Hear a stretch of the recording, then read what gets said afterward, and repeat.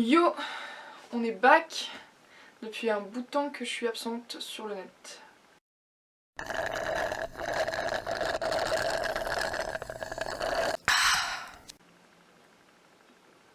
Ok, aujourd'hui on va parler littérature. J'en ai plein. J'ai fait des piles comme ça qui n'ont aucun sens. Mais je vous ai ramené mes lectures un peu féministes. J'ai eu cette idée là parce que un soir il y a un pote qui est venu à l'appart et on était en train de parler justement de littérature et lectures qui pouvaient nous éduquer.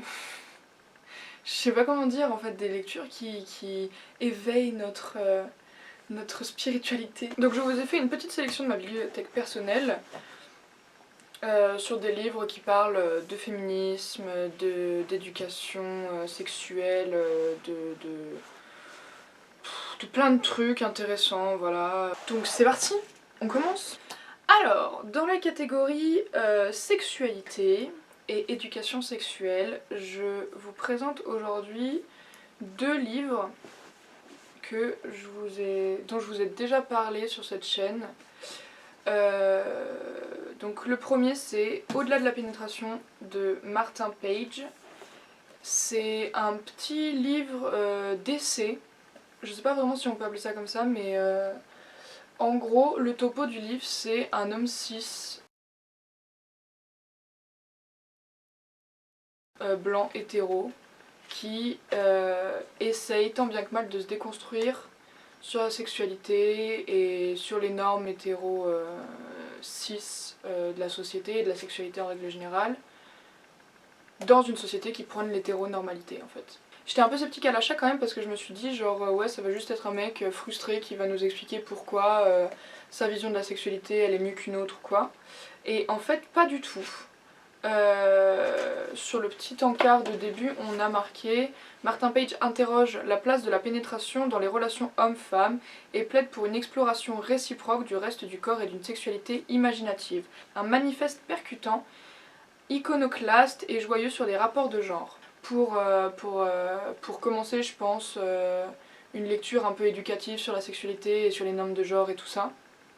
Parce que pour le coup c'est pas du tout quelque chose qui va être... Enfin, c'est pas un livre qui va nous dire il faut faire comme ça, c'est mieux comme ça, c'est mieux comme ci, c'est mieux comme ça. C'est vraiment genre quelqu'un qui s'interroge et qui nous livre ses interrogations et qui nous livre son parcours et un cheminement vers une sexualité un peu plus ouverte et plus libre. Deuxième livre sur la sexualité, j'en ai déjà parlé, mais Jouissance Club. L'autrice est sur Instagram, donc je mettrai le compte Instagram. Ce livre là pour le coup c'est à la fois éducatif et aussi à titre informatif en fait. Parce que du coup il y a une vision très scientifique du corps et des organes génitaux avec des schémas. Alors attendez je vous retrouve. Là il y a des schémas. Hop là. Voilà, de comment c'est fait à l'intérieur avec les légendes et à quoi ça sert et tout. Et après à côté de ça on a des explications sur le consentement, sur les rapports sexuels en règle générale, sur la déconstruction aussi par rapport à la virilité toxique. Et après ça, il y a des techniques, des approches différentes de la masturbation, que ce soit de la masturbation vaginale ou de la masturbation phallique. Plein de petits schémas, elle explique comment on peut faire. Pour le coup ce livre il est vraiment intéressant, je l'ai lu au complet, celui-là. Et ça parle pas que de sexualité en soi, ça parle aussi, c'est décomplexifiant et il y a plein de pages qui font vraiment du bien à lire en fait.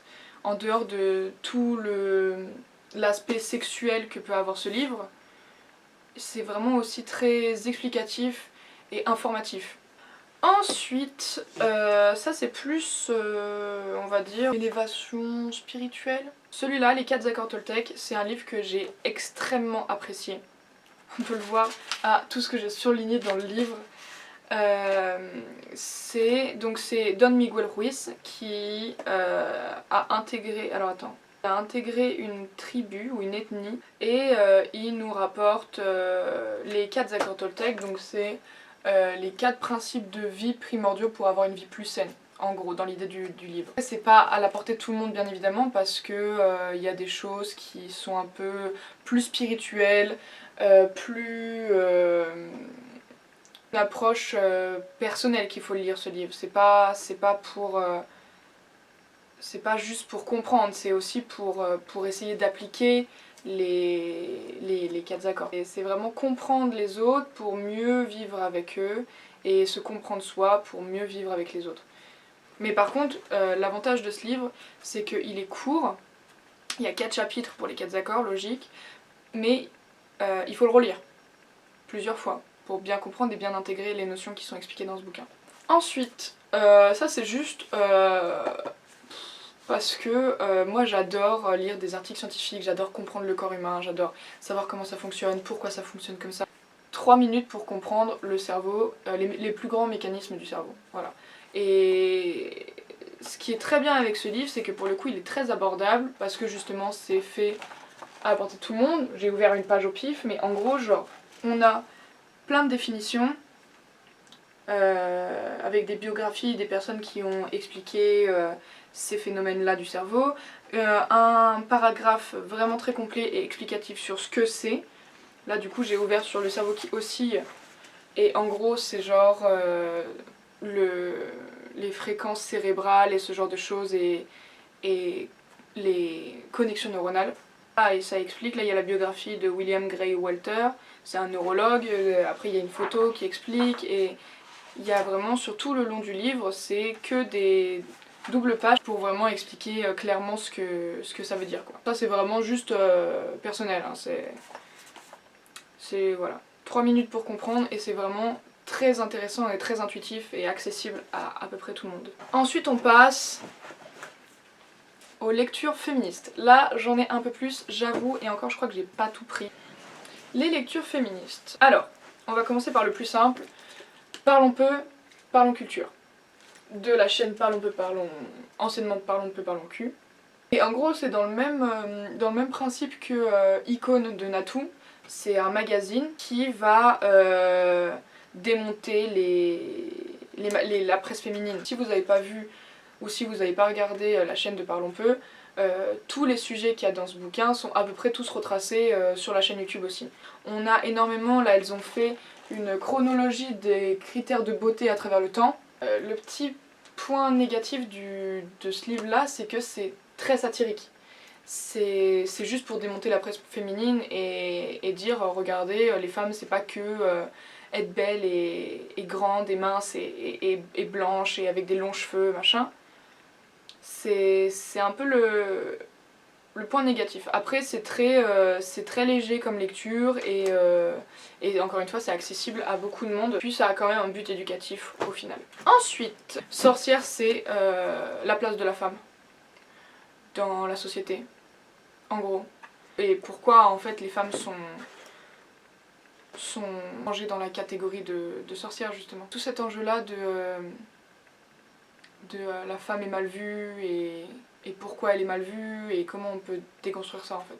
Et Beauté fatale, là c'est sur les critères de beauté et les injustices face aux industries de cosmétiques et ce genre de choses et tous les stéréotypes de beauté féminin à complètement déconstruire et à casser. Sorcière qui est à 18€ et Beauté fatale qui est à 18€ aussi, voilà les deux. Très intéressant, très éducatif, c'est des essais les deux. Donc encore une fois c'est vraiment juste elle qui prend des ressources, qui explique pourquoi, comment, en fonction du sujet abordé, forcément on connaît le principe d'un essai. Ensuite nous avons Ni vu ni connu conjugué au féminin parce que là c'est sur les figures féminines de l'histoire qui ont été effacées. En gros après elle fait toute la biographie de cette femme, pourquoi elle est connue, pourquoi elle n'a pas été connue. Très intéressant. Le livre est quand même assez épais. Figures féminines et féministes de l'histoire et ce qu'elles ont fait pour devenir célèbres malgré qu'elles ne le soient pas. Donc le dernier, Les couilles sur la table, qui explique la virilité toxique au final au XXIe siècle, pourquoi c'est problématique, pourquoi c'est compliqué de vivre dans une société patriarcale, et toutes les conséquences que ça a sur les hommes et sur les femmes. Enfin pour finir, et ça c'est juste un plaisir personnel, c'est une lecture que j'ai beaucoup appréciée qui s'appelle Les 1000 visages de notre histoire. Le bouquin est énorme hein, par contre, bon. Quand je dis énorme, ça fait longtemps que j'ai pas lu Harry Potter. C'est un roman pour le coup, qui explique qu'en fait les apparences sont trompeuses et qu'il faut pas juger dès la première apparition quoi. Et là du coup on suit l'histoire de deux personnes, Jack et Libby.